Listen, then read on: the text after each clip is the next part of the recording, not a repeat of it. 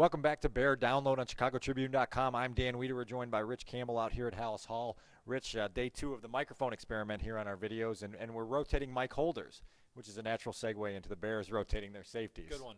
Shameless.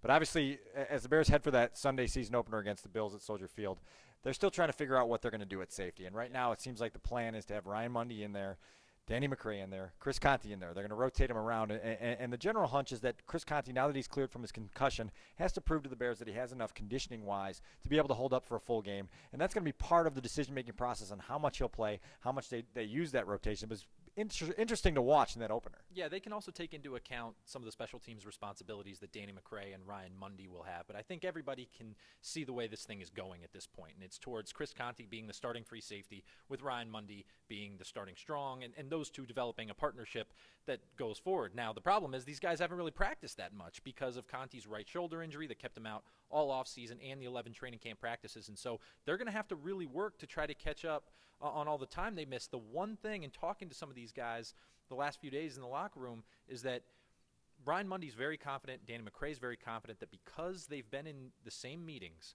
and the defense is responsibility based, obviously, that it doesn't matter necessarily who's playing there, as long as they're executing the responsibilities, you're automatically going to have that type of cohesion. It was just a small glimpse in Seattle when Chris Conte got back on the field, but obviously showed some things, some flashes there that the Bears really like. He made the play on the end zone, breaking up a pass. That's a big hit and a play on the ball that you're going to need to see from Chris Conte to feel confident that he's back to where he needs to be.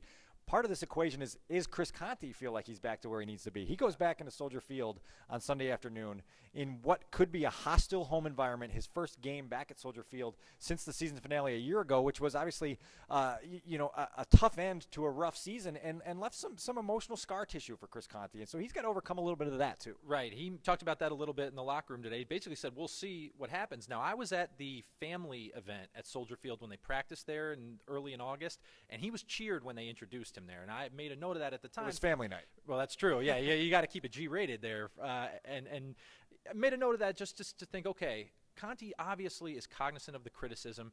He shut down his Twitter account because it was too much. There's so much negativity there. He didn't need it, and it'll be a really interesting storyline to follow, I think, as we go through this entire season.